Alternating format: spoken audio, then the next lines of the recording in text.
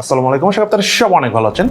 6.9 ইঞ্চি সাইজের বিশাল চওড়া ডিসপ্লের পাশাপাশি 7500 মিলি অ্যাম্পিয়ারের বিশাল ব্যাটারি দিয়ে আসা আমাদের হাতে আপনারা যে ফোনটা দেখতেছেন সেটা হলো Redmi 17। এটা একটা 4G ভেরিয়েন্টের ফোন। এই যে বক্সটা দেখতে এরকম। যাই হোক, আজকের ভিডিওতে এই ফোনটা আমাদের ইউজ করে এটার এক্সপিরিয়েন্স কেমন ছিল, ইউআই এক্সপিরিয়েন্স, গেমিং এক্সপিরিয়েন্স, ডিসপ্লের কোয়ালিটি, তার সবকিছু নিয়ে আলোচনা করবো এবং এই প্রাইস রেঞ্জের আশেপাশে রিসেন্টলি Helio 47 এই ফোনটাও লঞ্চ হয়েছে। সো এই দুটো ফোনের মধ্যে কোন ফোনটা আসলে প্রাইস এবং এভরিথিং বিবেচনায় ভালো মনে হয়েছে আমাদের কাছে, সে সব কিছু নিয়ে ইন ডিটেলসে আজকে ভিডিওতে আলোচনা করা হবে। সো চলুন তাহলে দেরি না করে শুরু করা যাক। এবং আমাদের কাছে এই Redmi 17 ফোনটা পাঠিয়ে দিয়েছিল গ্যাজেট এন্ড গ্যাজেট। বসুন্ধরা সিটির পাশাপাশি যমুনা ফিউচার পার্ক সহ আরো বিভিন্ন জায়গায় তাদের শপ রয়েছে এবং তাদের শপে স্মার্টফোনের পাশাপাশি নানা রকম গ্যাজেটও পাওয়া যায়। আমাদের ভিডিও নিচে ডেসক্রিপশনে গ্যাজেট ট্যাঙ্কের ফেসবুক পেজ এবং অফিসিয়াল ওয়েবসাইটের লিঙ্ক দেওয়া রয়েছে। আপনারা চাইলে লিঙ্কে ক্লিক করে এই ফোনটার ব্যাপারে জেনে নিতে পারেন এবং আপডেট প্রাইস সেখান থেকেই জানতে পারবেন। Redmi 17 4G মোবাইলটার বক্স কন্টেন্টে রয়েছে হলো user manuals,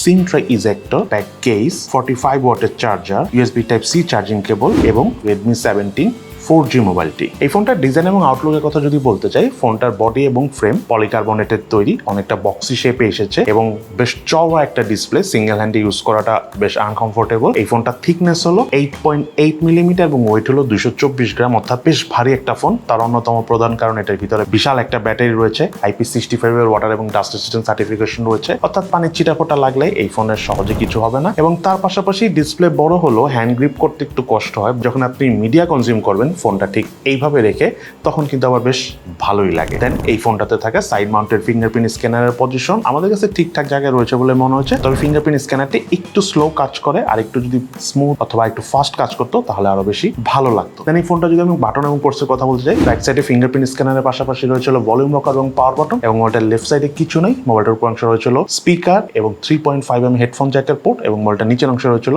main speaker, primary mic, USB type C charging port এবং সিম কার্ডে, যাতে দুটো সিম কার্ড ইউজ করার পাশাপাশি রয়েছে এক্সটার্নাল মেমোরি কার্ড ইউজ করার সুবিধা। এই ফোনটার ইউআই এক্সপিরিয়েন্সের কথা যদি বলতে চাই, আউট অফ দ্য বক্স এই ফোনটা Android 16 অপারেটিং সিস্টেম এসেছে এবং তার পাশাপাশি এই ফোনটাতে যে ইউআইটা রয়েছে সেটা হলো Xiaomi HyperOS 3.0 এবং 4GB RAM ভেরিয়েন্টের। এই ফোনটার যখন আমরা ব্রাউজিং করেছি আমাদের কাছে মনে হয়েছে বেশ ল্যাগি ফিল পেয়েছি।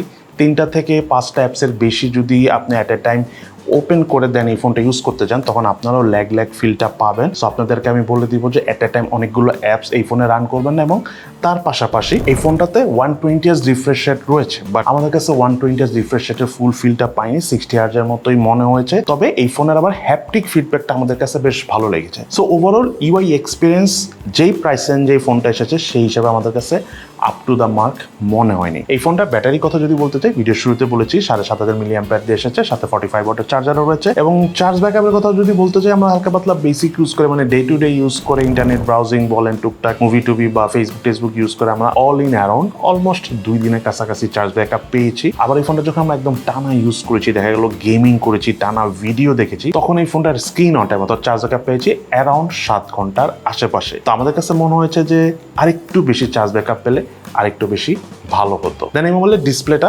6.9 ইঞ্চি, যেটা ভিডিও শুরুতে বলেছি, বাট এটা হলো HD+ রেজুলেশনের ডিসপ্লে, 120Hz রিফ্রেশ রেট রয়েছে। যেই প্রাইস রেঞ্জে ফোনটা লঞ্চ হচ্ছে সেই হিসাবে অবশ্যই ফুল HD+ রেজুলেশনের ডিসপ্লে হলে ভালো হতো। আর এই ডিসপ্লে রেজুলেশন হলো 16x720 পিক্সেল এবং পিক্সেল ডেনসিটি 254 ppi। এখন আমি যদি ডিসপ্লে কোয়ালিটি কথা বলতে চাই, যেহেতু একটা HD+ রেজুলেশনের ডিসপ্লে এবং আমরা যখন মিডিয়া কনজিউমিং করেছি, আমরা কালার ডিটেলস ওভারঅল মোটামুটি লেভেলে পেয়েছি। আমি বলবো না যে প্রাইস হিসাবে up to the mark, cost cutting করা হয়েছে এই ফোনে আমরা বুঝতে পেরেছি, বাট ডিসপ্লেতে মনে হচ্ছে একটু বেশি কস্ট কাটিং করা হয়ে গেছে। ওভারঅল যখন আমরা এটাতে ভিডিও দেখেছি, ভিডিও এক্সপিরিয়েন্স নট ব্যাড। একটু বেশি রেজুলেশনের মুভি দেখলে হয়তো বা আপনাদের কাছে একটু মোটামুটি লাগবে, নর্মাল রেজুলেশনের মুভি বা ভিডিও আপনাদের কাছে এই ফোনে বেশ ভালো লাগবে। তবে এই ফোনটাতে আবার ওয়াইড ব্যান্ড L1 এর সাপোর্ট রয়েছে, সো OTT প্ল্যাটফর্মে আবার ফুল HD+ রেজুলেশনের ভিডিও দেখতে পারবেন। আপস্কেল করে দেখায়, বাট রেজুলেশন মোটামুটি। দেন এই ফোনটার ডিসপ্লে চিন এবং ভেজেল এরিয়ার কথা বলতে গেলে প্রাইস বিবেচনা ওভারঅল ঠিকঠাক আছে, এবং ডিসপ্লে ঠিক উপরে সেন্টারে যে পাঞ্চল সেলফি ক্যামেরা রয়েছে সেটাও ওভারঅল এই প্রাইস হিসাবে ঠিকঠাক আছে। দেন এই মোবাইলটার ব্যাক প্যানেল রয়েছিল 50 মেগাপিক্সেলের ডুয়েল ক্যামেরা সেটআপ, এবং ক্যামেরা দিয়ে তোলা ছবির এক্সপিরিয়েন্সের কথা যদি বলতে চাই, ছবিতে রেড কালারটা একটু বেশি বুস্ট করছিল, ডিটেলসের আমরা বেশ ঘাটতি দেখা পেয়েছি এবং কিছু ছবি তোলার সময় আমরা ফোকাস রিলেটেড প্রবলেম পেয়েছি। তবে নর্মাল পোর্ট্রেট করে ছবি তুললে ওভারঅল ঠিকঠাক আছে। Dynamic range not bad, edge ডিটেকশনে কিছুটা ঘাটতি পেয়েছি। ওভারঅল মোটামুটি লেগেছে আমাদের কাছে এই ফোনটার ক্যামেরা পারফরমেন্স। তার পাশাপাশি ফোনটাতে হাইস্ট 1080p 30fps এ ভিডিও শুট করা যায়। রোলিং শাটার জনিত প্রবলেম রয়েছে, তার পাশাপাশি আমরা স্ট্যাটারেরও ফিল পেয়েছি ভিডিও করতে ফুটেজে। সো ভিডিও ক্যামেরা এবং ক্যামেরা আমাদের কাছে overall up to the mark মনে হয়নি। দেন এই ফোনটা যদি আমি সেলফি ক্যামেরার কথা বলতে চাই, এটাতে 8 মেগাপিক্সেলের সেলফি ক্যামেরা রয়েছে এবং সেলফি ক্যামেরা দিয়ে তোলা ছবির এক্সপিরিয়েন্সের কথা যদি বলতে চাই, এক্সেস রেড কালারটা পুশ করে ছবি তোলার সময়, স্পেশালি যদি আপনি ইনডোরে ছবি তুলেন, আবার অনেক সময় বেশ ভালো ছবি প্রোভাইড করে। মেইন ক্যামেরা থেকে সেলফি ক্যামেরাটা ওভারঅল অনেকই ভালো। স্পেশালি আমরা যখন পোর্ট্রেট মোডে ছবি তুলেছি তখন সেলফি ক্যামেরার ছবি আমাদের কাছে বেশি ভালো লেগেছে। তবে এই ফোনটাতে আবার ক্যামেরা টু এপিআই সাপোর্ট রয়েছে, সো আপনি চাইলে ইন ফিউচার এই মোবাইলটাতে জি ক্যাম ইনস্টল করে ইউজ করতে পারবেন, তখন হয়তো বা একটু বেটার পারফরমেন্স পাবেন এই ফোনটার ক্যামেরাগুলো থেকে। এই মডেলতে প্রসেসর হিসেবে হলো MediaTek Helio G91 ultra 4G প্রসেসরের ট্রানজিস্টর সাইজ হলো 12 ন্যানোমিটার। মূলত এই প্রসেসরটা হলো মিডিয়াটেক হেলিও G85 এর প্রসেসর, যেটা আসলে একটু নাম চেঞ্জ হয়ে G91 আলট্রা নামে এসেছে। বাট যেই বিষয়টা হলো, এই প্রসেসরটা যদি আমি Redmi 15 এর সাথে কম্পেয়ার করি, সেখানে স্ন্যাপড্রাগন 685 ছিল, সো ওইটা থেকে এটা ডাউনগ্রেড হয়ে এসেছে, বিকজ ওটাতে 6 ন্যানোমিটার বেস প্রসেসর ছিল, এটা 12 ন্যানোমিটার বেস প্রসেসর। সো দেখা যাচ্ছে যে ব্যাটারি বড় হলো Redmi 15 থেকে এই ফোনের চার্জ ব্যাকআপটা কম, এবং তার পাশাপাশি এটা তো 4GB র্যাম ভেরিয়েন্টের ফোন, সো দেখা যাচ্ছে আমরা একটু এক্সট্রিম ইউজ করতে গেলে ল্যাগ ফিলটা পাই। ইনফ্যাক্ট এই ফোনটাতে আমরা পাবজি গেমসটা প্লে করেছি, ওইভাবে খুব একটা ভালো গ্রাফিক সেটিং এ খেলা যায় না। টুকটাক আমরা গেম প্লে করতে পারলো, যেহেতু র্যামের পরিমাণটা কম, সো আমরা আসলে ওইভাবে ভালো পারফরমেন্স পাইনি। তবে আপনারা সাবওয়ে সার্ফার টাইপস গেমগুলো খেলতে পারবেন, তবে ব্যাকগ্রাউন্ডে অবশ্যই সবগুলো অ্যাপ বন্ধ করে নেবেন, আদারওয়াইজ সাবওয়ে সার্ফার টাইপস গেমগুলো খেলার সময় আপনি ল্যাগ ফিলটা পাবেন। তবে একটা ইন্টারেস্টিং বিষয় হলো এই ফোনের হ্যাপটিক ফিডব্যাকটা অনেক ভালো,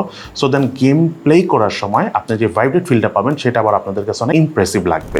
মোবাইলটার প্রাইসের কথা যদি বলতে যাই, এই ফোনটা 4GB RAM 128GB storage ভেরিয়েন্টে Bangladesh মার্কেটে এসেছে। আনঅফিশিয়ালি 21 থেকে 22,000 টাকার মধ্যে পাওয়া যাচ্ছে, এবং অফিসিয়ালি এটা 22,990 টাকায় বাংলাদেশ মার্কেটে অ্যাভেলেবেল হয়েছে। বাট যে বিষয়টা আমি বলতে চাচ্ছি, এই বাজেটে আমরা এই ফোনে যেটা পাচ্ছি তার সাথে যদি আমি হেলিও 47 এর কম্পেয়ার করি, অলমোস্ট সিমিলার স্পেক্সেই ফোন দুটো এসেছে। But Helio 47 6GB RAM 128GB storage ভেরিয়েন্টের প্রাইস হলো 17,500 টাকা, বাট এই ফোনটার প্রাইস কিন্তু প্রায় 22-23,000 টাকার মতো। আনঅফিসিয়াল বলেন অফিসিয়াল বলেন, মানে 22, 23, 21 থেকে 23-এর মধ্যে আর কি। সো এই প্রাইস হিসাবে এটার ডিসপ্লে, এটার প্রসেসর, এটা ক্যামেরা পারফরমেন্স আসলে সব দিকেই কস্ট কাটিং করা হয়েছে। ইনফ্যাক্ট আপনি যদি আনঅফিসিয়াল ফোন নিতে চান, তাহলে মাইজু 08 যেটা আছে, লাকি 08 আই মিন, এই ফোনটা কিন্তু এটার থেকে বেটার। সো অফিসিয়াল ক্ষেত্রে যদি আমি চিন্তা করি এটা ওভার প্রাইস, আনঅফিসিয়াল ক্ষেত্রে চিন্তা করলে তো আসলে কিছু বলার নাই। বাট যে বিষয়টা বলবো, এই ফোনটা অনেকই ল্যাকিংস প্রাইস হিসাবে যদি আমি চিন্তা করি। ইনফ্যাক্ট Redmi 15 এর সাথে যদি কম্পেয়ার করি, রিসেন্টলি ডলার প্রাইস ইনক্রিজ হওয়ার পরেও। যাই হোক, এছাড়াও আরেকটা বিষয় হলো,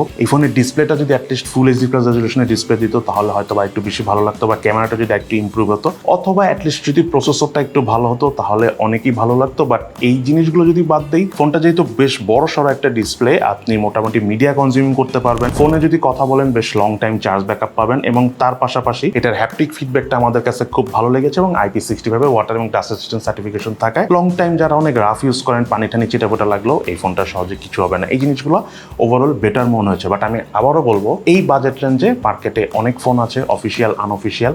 সো এই ফোনটার ক্ষেত্রে আমার মনে হয়েছে যে এটা ডাউনগ্রেড হয়েছে। এটা যদি 6GB র্যাম 128GB স্টোরেজ ভেরিয়েন্টে আসতো, তাহলে আমি এটাকে একটা আদর্শ ডিল বলতাম। বাট আমার কাছে স্টিল মনে হয় এই ফোনের থেকে হেলিও 47 অর্থাৎ আমাদের হাতে থাকা এই ফোনটা অনেক দিক থেকে এগিয়ে রয়েছে। আর আনঅফিসিয়াল হলে তো আপনাকে আমরা বললাম যে আপনারা চাইলে মাইজু চয়েস 08 এই ফোনটাও নিতে পারেন। বাট চয়েস ইজ ইয়োর্স, যেটা আপনার ভালো লাগে সেই ফোনটা আপনি নেবেন, বাট নেওয়ার আগে একটু চিন্তা ভাবনা করে বুঝে শুনে নেবেন। সো এই হলো Redmi 17 4G, অর্থাৎ এই ফোনটার ওভারঅল ফুল একটা রিভিউ ভিডিও। আপনাদের কাছে এই ফোনটি কেমন লেগেছে সেটা কিন্তু অবশ্যই ভিডিওর নিচে কমেন্টস করে জানাবেন। সবাই ভালো থাকেন, সুস্থ থাকেন, ইনশাল্লাহ দেখা হবে ফিউচারে।